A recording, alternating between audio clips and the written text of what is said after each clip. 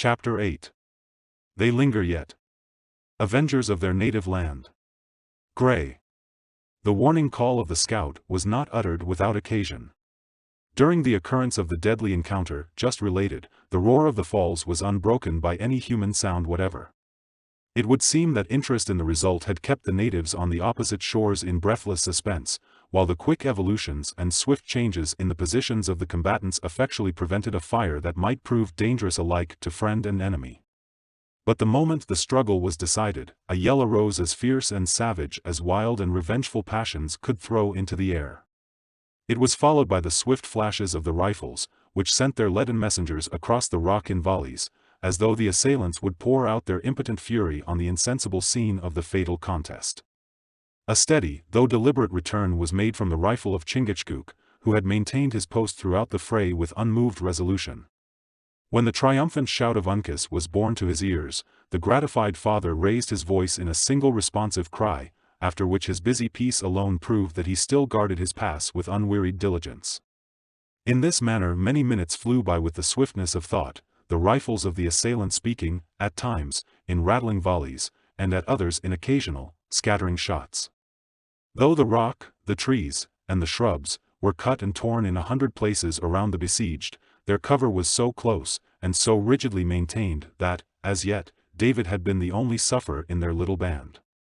"Let them burn their powder," said the deliberate scout, while bullet after bullet whizzed by the place where he securely lay. "There will be a fine gathering of lead when it is over, and I fancy the imps will tire of the sport afore these old stones cry out for mercy. Uncas, boy, you waste the kernels by overcharging, and a kicking rifle never carries a true bullet. I told you to take that loping miscreant under the line of white point. Now, if your bullet went a hair's breadth it went 2 inches above it. The life lies low in a Mingo, and humanity teaches us to make a quick end to the sarpents." A quiet smile lighted the haughty features of the young Mohican, betraying his knowledge of the English language as well as of the other's meaning, but he suffered it to pass away without vindication of reply. "I cannot permit you to accuse Uncas of want of judgment or of skill," said Duncan. "He saved my life in the coolest and readiest manner, and he has made a friend who never will require to be reminded of the debt he owes." Uncas partly raised his body, and offered his hand to the grasp of Hayward. During this act of friendship, the two young men exchanged looks of intelligence which caused Duncan to forget the character and condition of his wild associate. In the meanwhile, Hawkeye, who looked on this burst of youthful feeling with a cool but kind regard, made the following reply. "Life is an obligation which friends often owe each other in the wilderness. I dare say I may have served Uncas some such turn myself before now, and I very well remember that he has stood between me and death 5 different times, 3 times from the Mingos, once in crossing Horican, and—" "That bullet was better aimed than common," exclaimed Duncan, involuntarily shrinking from a shot which struck the rock at his side with a smart rebound. Hawkeye laid his hand on the shapeless metal, and shook his head, as he examined it, saying, "Falling lead is never flattened, had it come from the clouds this might have happened." But the rifle of Uncas was deliberately raised toward the heavens, directing the eyes of his companions to a point, where the mystery was immediately explained. A ragged oak grew on the right bank of the river, nearly opposite to their position, which, seeking the freedom of the open space, had inclined so far forward that its upper branches overhung that arm of the stream which flowed nearest to its own shore. Among the topmost leaves, which scantily concealed the gnarled and stunted limbs, a savage was nestled, partly concealed by the trunk of the tree, and partly exposed, as though looking down upon them to ascertain the effect produced by his treacherous aim. "These devils will scale heaven to circumvent us to our ruin," said Hawkeye. "Keep him in play, boy, until I can bring Killdeer to bear, when we will try his mettle on each side of the tree at once." Uncas delayed his fire until the scout uttered the word. The rifles flashed, the leaves and bark of the oak flew into the air, and were scattered by the wind, but the Indian answered their assault by a taunting laugh, sending down upon them another bullet in return, that struck the cap of Hawkeye from his head. Once more the savage yells burst out of the woods, and the leaden hail whistled above the heads of the besieged, as if to confine them to a place where they might become easy victims to the enterprise of the warrior who had mounted the tree. "This must be looked to," said the scout, glancing about him with an anxious eye. "Uncas, call up your father, we have need of all our weapons to bring the cunning varmint from his roost." The signal was instantly given, and, before Hawkeye had reloaded his rifle, they were joined by Chingachgook. When his son pointed out to the experienced warrior the situation of their dangerous enemy, the usual exclamatory, "Hugh," burst from his lips, after which, no further expression of surprise or alarm was suffered to escape him.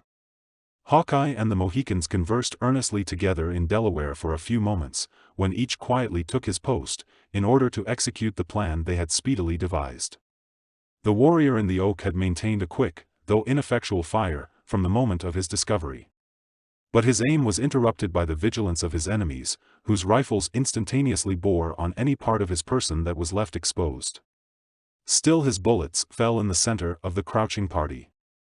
The clothes of Hayward, which rendered him peculiarly conspicuous, were repeatedly cut, and once blood was drawn from a slight wound in his arm. At length, emboldened by the long and patient watchfulness of his enemies, the Huron attempted a better and more fatal aim. The quick eyes of the Mohicans caught the dark line of his lower limbs incautiously exposed through the thin foliage, a few inches from the trunk of the tree. Their rifles made a common report, when, sinking on his wounded limb, part of the body of the savage came into view. Swift as thought, Hawkeye seized the advantage, and discharged his fatal weapon into the top of the oak. The leaves were unusually agitated, the dangerous rifle fell from its commanding elevation, and after a few moments of vain struggling, the form of the savage was seen swinging in the wind, while he still grasped a ragged and naked branch of the tree with hands clenched in desperation. "Give him, in pity, give him the contents of another rifle," cried Duncan, turning away his eyes in horror from the spectacle of a fellow creature in such awful jeopardy. "Not a carnal," exclaimed the obdurate Hawkeye, "his death is certain, and we have no powder to spare, for Indian fights sometimes last for days, 'tis their scalps or ours. And God, who made us, has put into our natures the craving to keep the skin on the head." Against this stern and unyielding morality, supported as it was by such visible policy, there was no appeal. From that moment the yells in the forest once more ceased, the fire was suffered to decline, and all eyes, those of friends as well as enemies, became fixed on the hopeless condition of the wretch who was dangling between heaven and earth. The body yielded to the currents of air, and though no murmur or groan escaped the victim, there were instants when he grimly faced his foes, and the anguish of cold despair might be traced, through the intervening distance, in possession of his swarthy lineaments. Several times the scout raised his piece in mercy, and as often, prudence getting the better of his intention, it was again silently lowered. At length one hand of the Huron lost its hold, and dropped exhausted to his side. A desperate and fruitless struggle to recover the branch succeeded, and then the savage was seen for a fleeting instant, grasping wildly at the empty air. The lightning is not quicker than was the flame from the rifle of Hawkeye. The limbs of the victim trembled and contracted, the head fell to the bosom, and the body parted the foaming waters like lead, when the element closed above it, in its ceaseless velocity, and every vestige of the unhappy Huron was lost forever. No shout of triumph succeeded this important advantage, but even the Mohicans gazed at each other in silent horror. A single yell burst from the woods, and all was again still. Hawkeye, who alone appeared to reason on the occasion, shook his head at his own momentary weakness, even uttering his self-disapprobation aloud. "'Twas the last charge in my horn and the last bullet in my pouch, and 'twas the act of a boy," he said, "what mattered it whether he struck the rock living or dead? Feeling would soon be over. Uncas, lad, go down to the canoe, and bring up the big horn, it is all the powder we have left, and we shall need it to the last grain, or I am ignorant of the Mingo nature." The young Mohican complied, leaving the scout turning over the useless contents of his pouch, and shaking the empty horn with renewed discontent. From this unsatisfactory examination, however, he was soon called by a loud and piercing exclamation from Uncas, that sounded, even to the unpracticed ears of Duncan, as the signal of some new and unexpected calamity. Every thought filled with apprehension for the previous treasure he had concealed in the cavern, the young man started to his feet, totally regardless of the hazard he incurred by such an exposure. As if actuated by a common impulse, his movement was imitated by his companions, and, together they rushed down the pass to the friendly chasm, with a rapidity that rendered the scattering fire of their enemies perfectly harmless. The unwonted cry had brought the sisters, together with the wounded David, from their place of refuge, and the whole party, at a single glance, was made acquainted with the nature of the disaster that had disturbed even the practiced stoicism of their youthful Indian protector. At a short distance from the rock, their little bark was to be seen floating across the eddy, toward the swift current of the river, in a manner which proved that its course was directed by some hidden agent. The instant this unwelcome sight caught the eye of the scout, his rifle was leveled as by instinct, but the barrel gave no answer to the bright sparks of the flint. "'Tis too late, 'tis too late!" Hawkeye exclaimed, dropping the useless piece in bitter disappointment. "The miscreant has struck the rapid, and had we powder, it could hardly send the lead swifter than he now goes." The adventurous Huron raised his head above the shelter of the canoe, and, while it glided swiftly down the stream, he waved his hand, and gave forth the shout, which was the known signal of success. His cry was answered by a yell and a laugh from the woods, as tauntingly exulting as if 50 demons were uttering their blasphemies at the fall of some Christian soul. "Well may you laugh, ye children of the devil," said the scout, seating himself on a projection of the rock, and suffering his gun to fall neglected at his feet, "for the 3 quickest and truest rifles in these woods are no better than so many stalks of mullein, or the last year's horns of a buck." "What is to be done?" demanded Duncan, losing the first feeling of disappointment in a more manly desire for exertion. "What will become of us?" Hawkeye made no other reply than by passing his finger around the crown of his head, in a manner so significant, that none who witnessed the action could mistake its meaning. "Surely, surely, our case is not so desperate," exclaimed the youth. "The Hurons are not here, we may make good the caverns, we may oppose their landing." "With what?" coolly demanded the scout. "The arrows of Uncas, or such tears as women shed." "No, no, you are young, and rich, and have friends, and at such an age I know it is hard to die. But," glancing his eyes at the Mohicans, "let us remember we are men without a cross, and let us teach these natives of the forest that white blood can run as freely as red, when the appointed hour is come." Duncan turned quickly in the direction indicated by the other's eyes, and read a confirmation of his worst apprehensions in the conduct of the Indians. Chingachgook, placing himself in a dignified posture on another fragment of the rock, had already laid aside his knife and tomahawk, and was in the act of taking the eagle's plume from his head, and smoothing the solitary tuft of hair in readiness to perform its last and revolting office. His countenance was composed, though thoughtful, while his dark, gleaming eyes were gradually losing the fierceness of the combat in an expression better suited to the change he expected momentarily to undergo.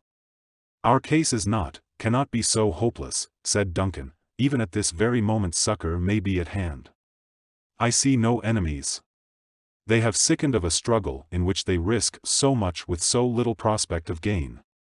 It may be a minute, or it may be an hour, afore the wily sarpents steal upon us, and it is quite in nature for them to be lying within hearing at this very moment," said Hawkeye, "but come they will, and in such a fashion as will leave us nothing to hope. Chingachgook," he spoke in Delaware, "my brother, we have fought our last battle together, and the Maquas will triumph in the death of the sage man of the Mohicans, and of the pale face, whose eyes can make night as day, and level the clouds to the mists of the springs." "Let the Mingo women go weep over the slain," returned the Indian, with characteristic pride and unmoved firmness. "The great snake of the Mohicans has coiled himself in their wigwams, and has poisoned their triumph with the wailings of children, whose fathers have not returned. 11 warriors lie hid from the graves of their tribes since the snows have melted, and none will tell where to find them when the tongue of Chingachgook shall be silent. Let them draw the sharpest knife, and whirl the swiftest tomahawk, for their bitterest enemy is in their hands. Uncas, topmost branch of a noble trunk, call on the cowards to hasten, or their hearts will soften, and they will change to women." "They look among the fishes for their dead," returned the low, soft voice of the youthful chieftain. "The Hurons float with the slimy eels. They drop from the oaks like fruit that is ready to be eaten." And the Delawares laugh. "Aye, aye," muttered the scout, who had listened to this peculiar burst of the natives with deep attention, "they have warmed their Indian feelings, and they'll soon provoke the Maquas to give them a speedy end. As for me, who am of the whole blood of the whites, it is befitting that I should die as becomes my color, with no words of scoffing in my mouth, and without bitterness at the heart." "Why die at all?" said Cora, advancing from the place where natural horror had, until this moment, held her riveted to the rock. "The path is open on every side. Fly, then, to the woods, and call on God for succor. Go, brave men, we owe you too much already, let us no longer involve you in our hapless fortunes. You but little know the craft of the Iroquois, lady, if you judge they have left the path open to the woods," returned Hawkeye, who, however, immediately added in his simplicity, the downstream current, it is certain, might soon sweep us beyond the reach of their rifles or the sound of their voices. Then try the river. Why linger to add to the number of the victims of our merciless enemies? Why, repeated the scout, looking about him proudly, because it is better for a man to die at peace with himself than to live haunted by an evil conscience. What answer could we give Munro, when he asked us where and how we left his children? Go to him, and say that you left them with a message to hasten to their aid, returned Cora, advancing nigher to the scout in her generous ardor, that the Hurons bear them into the northern wilds, but that by vigilance and speed they may yet be rescued, and if, after all, it should please heaven that his assistance come too late, bear to him, she continued, her voice gradually lowering, until it seemed nearly choked, the love, the blessings, the final prayers of his daughters, and bid him not mourn their early fate, but to look forward with humble confidence to the Christian's goal to meet his children. The hard, weather-beaten features of the scout began to work, and when she had ended, he dropped his chin to his hand, like a man musing profoundly on the nature of the proposal.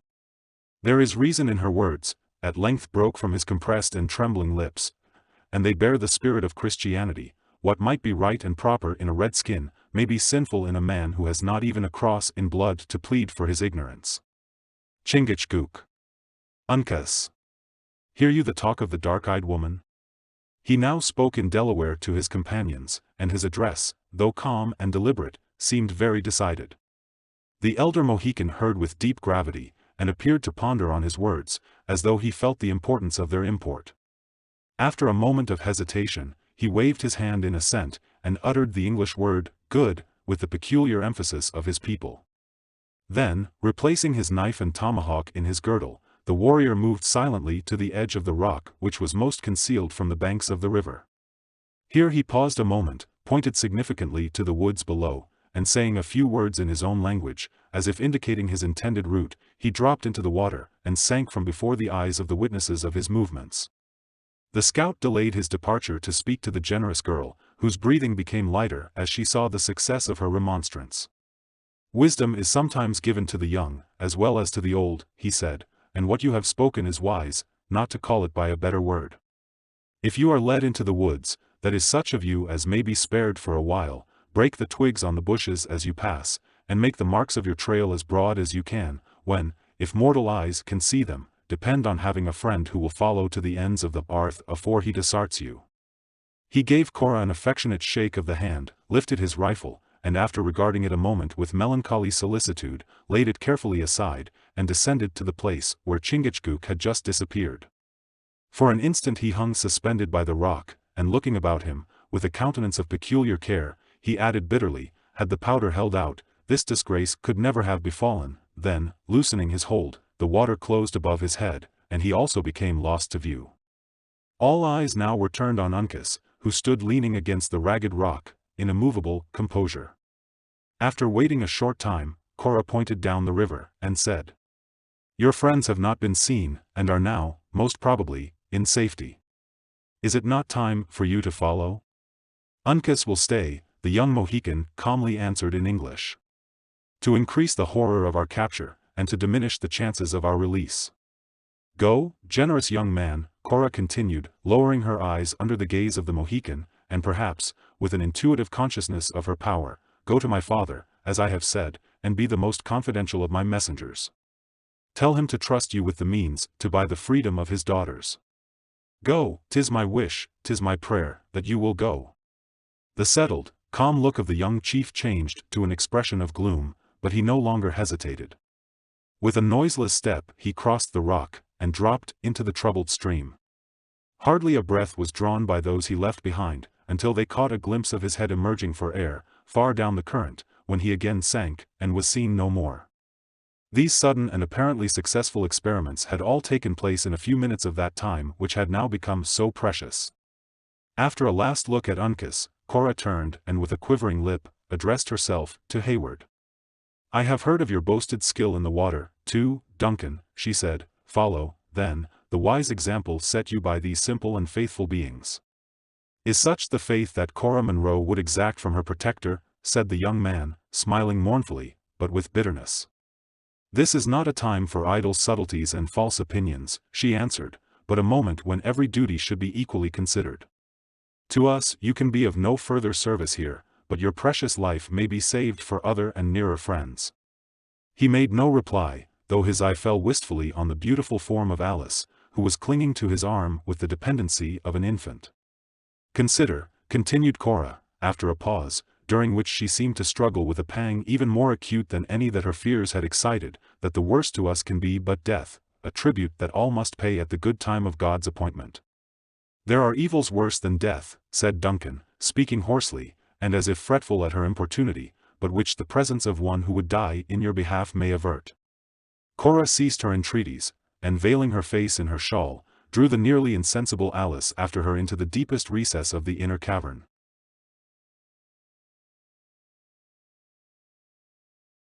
Chapter 9. Be gay, securely. Dispel, my fair, with smiles, the timorous clouds that hang on thy clear brow. Death of Agrippina. The sudden and almost magical change, from the stirring incidents of the combat to the stillness that now reigned around him, acted on the heated imagination of Hayward like some exciting dream. While all the images and events he had witnessed remained deeply impressed on his memory, he felt a difficulty in persuading him of their truth. Still ignorant of the fate of those who had trusted to the aid of the swift current, he at first listened intently to any signal or sounds of alarm, which might announce the good or evil fortune of their hazardous undertaking. His attention was, however, bestowed in vain, for with the disappearance of Uncas, every sign of the adventurers had been lost, leaving him in total uncertainty of their fate. In a moment of such painful doubt, Duncan did not hesitate to look around him, without consulting that protection from the rocks which just before had been so necessary to his safety. Every effort, however, to detect the least evidence of the approach of their hidden enemies was as fruitless as the inquiry after his late companions. The wooded banks of the river seemed again deserted by everything possessing animal life. The uproar which had so lately echoed through the vaults of the forest was gone, leaving the rush of the waters to swell and sink on the currents of the air, in the unmingled sweetness of nature. A fishhawk, which, secure on the topmost branches of a dead pine, had been a distant spectator of the fray, now swooped from his high and ragged perch, and soared, in wide sweeps, above his prey, while a jay, whose noisy voice had been stilled by the hoarser cries of the savages, ventured again to open his discordant throat, as though once more in undisturbed possession of his wild domains. Duncan caught from these natural accompaniments of the solitary scene a glimmering of hope, and he began to rally his faculties to renewed exertions, with something like a reviving confidence of success. "The Hurons are not to be seen," he said, addressing David, who had by no means recovered from the effects of the stunning blow he had received. "Let us conceal ourselves in the cavern, and trust the rest to Providence. I remember to have united with two comely maidens, in lifting up our voices in praise and thanksgiving," returned the bewildered singing master, "since which time I have been visited by a heavy judgment for my sins. I have been mocked with the likeness of sleep, while sounds of discord have rent my ears, such as might manifest the fullness of time, and that nature had forgotten her harmony. Poor fellow! Thine own period was, in truth, near its accomplishment. But arouse, and come with me. I will lead you where all other sounds, but those of your own psalmody, shall be excluded. There is melody in the fall of the cataract, and the rushing of many waters is sweet to the senses," said David, pressing his hand confusedly on his brow. "Is not the air yet filled with shrieks and cries, as though the departed spirits of the damned?" "Not now, not now," interrupted the impatient Hayward, "they have ceased, and they who raised them, I trust in God, they are gone, too. Everything but the water is still and at peace, then, where you may create those sounds you love so well to hear." David smiled sadly, though not without a momentary gleam of pleasure, at this allusion to his beloved vocation. He no longer hesitated to be led to a spot which promised such unalloyed gratification to his wearied senses, and leaning on the arm of his companion, he entered the narrow mouth of the cave. Duncan seized a pile of the sassafras, which he drew before the passage, studiously concealing every appearance of an aperture. Within this fragile barrier he arranged the blankets abandoned by the foresters, darkening the inner extremity of the cavern, while its outer received a chastened light from the narrow ravine, through which one arm of the river rushed to form the junction with its sister branch a few rods below. "I like not the principle of the natives, which teaches them to submit without a struggle, in emergencies that appear desperate," he said, while busied in this employment. "Our own maxim, which says, while life remains there is hope, is more consoling, and better suited to a soldier's temperament. To you, Cora, I will urge no words of idle encouragement. Your own fortitude and undisturbed reason will teach you all that may become your sex, but cannot we dry the tears of that trembling weeper on your bosom? I am calmer, Duncan, said Alice, raising herself from the arms of her sister, and forcing an appearance of composure through her tears, much calmer, now. Surely, in this hidden spot we are safe, we are secret, free from injury, we will hope everything from those generous men who have risked so much already in our behalf. Now does our gentle Alice speak like a daughter of Munro, said Hayward, pausing to press her hand as he passed toward the outer entrance of the cavern. With two such examples of courage before him, a man would be ashamed to prove other than a hero. He then seated himself in the center of the cavern, grasping his remaining pistol with a hand convulsively clenched, while his contracted and frowning eye announced the sullen desperation of his purpose. The Hurons, if they come, may not gain our position so easily as they think, he slowly muttered, and propping his head back against the rock, he seemed to await the result in patience, though his gaze was unceasingly bent on the open avenue to their place of retreat. With the last sound of his voice, a deep, a long, and almost breathless silence succeeded. The fresh air of the morning had penetrated the recess, and its influence was gradually felt on the spirits of its inmates. As minute after minute passed by, leaving them in undisturbed security, the insinuating feeling of hope was gradually gaining possession of every bosom, though each one felt reluctant to give utterance to expectations that the next moment might so fearfully destroy. David alone formed an exception to these varying emotions. A gleam of light from the opening crossed his wan countenance, and fell upon the pages of the little volume, whose leaves he was again occupied in turning, as if searching for some song more fitted to their condition than any that had yet met their eye. He was, most probably, acting all this time under a confused recollection of the promised consolation of Duncan. At length, it would seem, his patient industry found its reward, for, without explanation or apology, he pronounced aloud the words, Isle of Wight, drew a long, sweet sound from his pitch pipe, and then ran through the preliminary modulations of the air whose name he had just mentioned, with the sweeter tones of his own musical voice. May not this prove dangerous? Asked Cora, glancing her dark eye at Major Hayward. Poor fellow! His voice is too feeble to be heard above the din of the falls, was the answer. Beside, the cavern will prove his friend. Let him indulge his passions, since it may be done without hazard.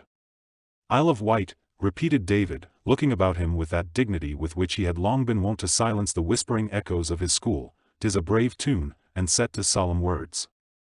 Let it be sung with meet respect.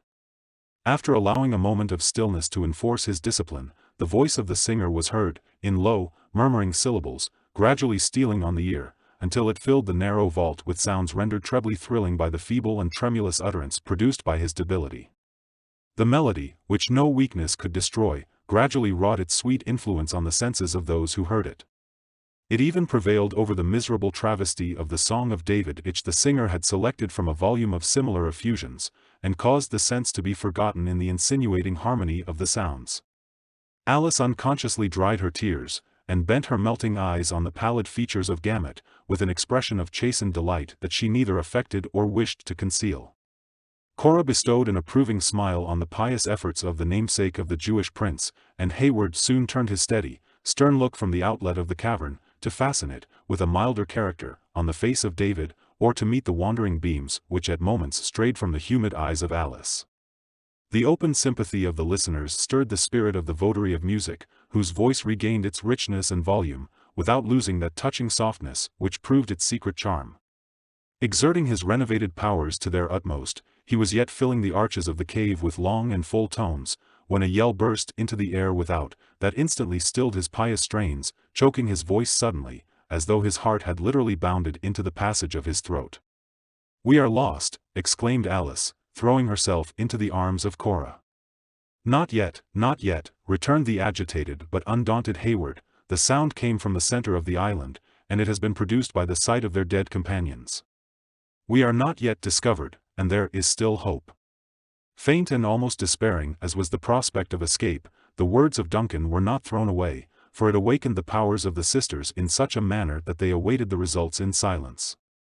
A second yell soon followed the first, when a rush of voices was heard pouring down the island, from its upper to its lower extremity, until they reached the naked rock above the caverns, where, after a shout of savage triumph, the air continued full of horrible cries and screams, such as man alone can utter, and he only when in a state of the fiercest barbarity. The sounds quickly spread around them in every direction. Some called to their fellows from the water's edge, and were answered from the heights above. Cries were heard in the startling vicinity of the chasm between the two caves, which mingled with hoarser yells that arose out of the abyss of the deep ravine. In short, so rapidly had the savage sounds diffused themselves over the barren rock, that it was not difficult for the anxious listeners to imagine they could be heard beneath, as in truth they were above on every side of them. In the midst of this tumult, a triumphant yell was raised within a few yards of the hidden entrance to the cave. Hayward abandoned every hope, with the belief it was the signal that they were discovered. Again the impression passed away, as he heard the voices collect near the spot where the white man had so reluctantly abandoned his rifle. Amid the jargon of Indian dialects that he now plainly heard, it was easy to distinguish not only words, but sentences, in the patois of the Canadas. A burst of voices had shouted simultaneously, "La Longue Carabine," causing the opposite woods to re-echo with a name which, Hayward well remembered, had been given by his enemies to a celebrated hunter and scout of the English camp, and who, he now learned for the first time, had been his late companion. La Longue Carabine. La Longue Carabine passed from mouth to mouth, until the whole band appeared to be collected around a trophy which would seem to announce the death of its formidable owner. After a vociferous consultation, which was, at times, deafened by bursts of savage joy, they again separated, filling the air with the name of a foe, whose body, Hayward could collect from their expressions, they hoped to find concealed in some crevice of the island. Now, he whispered to the trembling sisters, now is the moment of uncertainty. If our place of retreat escape this scrutiny, we are still safe. In every event, we are assured, by what has fallen from our enemies, that our friends have escaped, and in 2 short hours we may look for succor from Webb. There were now a few minutes of fearful stillness, during which Hayward well knew that the savages conducted their search with greater vigilance and method. More than once he could distinguish their footsteps, as they brushed the sassafras, causing the faded leaves to rustle, and the branches to snap. At length, the pile yielded a little, a corner of a blanket fell, and a faint ray of light gleamed into the inner part of the cave. Cora folded Alice to her bosom in agony, and Duncan sprang to his feet. A shout was at that moment heard, as if issuing from the center of the rock, announcing that the neighboring cavern had at length been entered. In a minute, the number and loudness of the voices indicated that the whole party was collected in and around that secret place. As the inner passages to the 2 caves were so close to each other, Duncan, believing that escape was no longer possible, passed David and the sisters, to place himself between the latter and the first onset of the terrible meeting.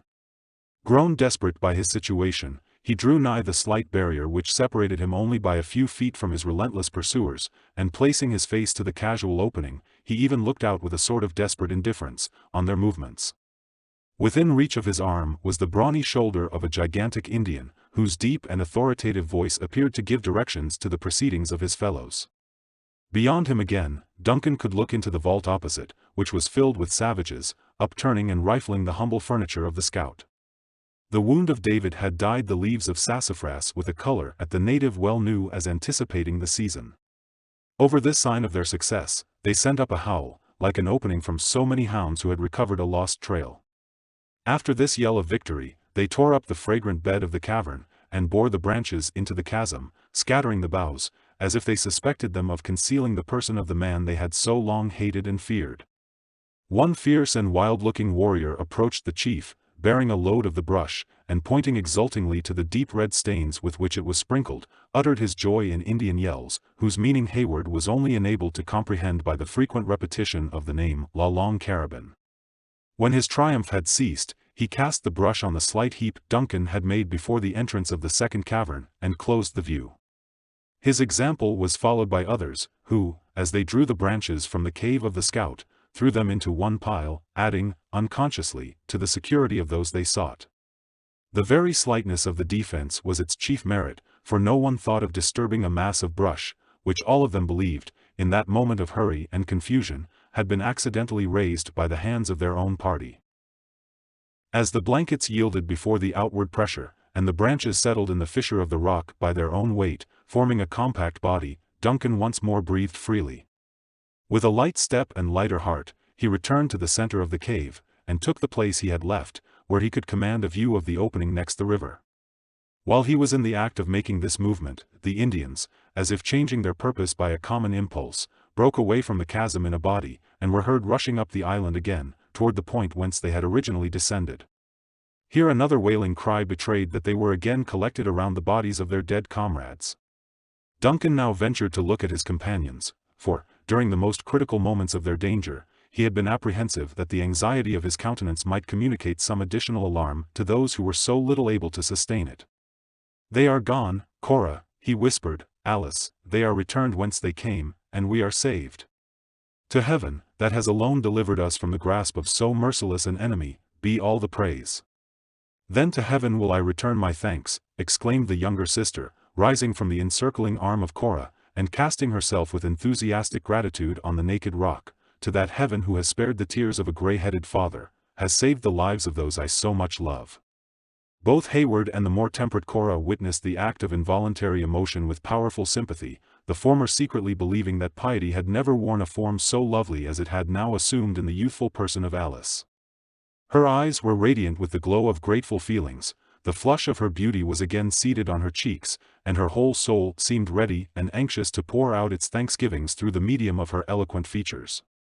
But when her lips moved, the words they should have uttered appeared frozen by some new and sudden chill. Her bloom gave place to the paleness of death, her soft and melting eyes grew hard, and seemed contracting with horror, while those hands, which she had raised, clasped in each other, toward heaven, dropped in horizontal lines, before her, the fingers pointed forward in convulsed motion. Hayward turned the instant she gave a direction to his suspicions, and peering just above the ledge which formed the threshold of the open outlet of the cavern, he beheld the malignant, fierce, and savage features of Le Renard Subtle. In that moment of surprise, the self-possession of Hayward did not desert him. He observed by the vacant expression of the Indian's countenance, that his eye, accustomed to the open air, had not yet been able to penetrate the dusky light which pervaded the depth of the cavern.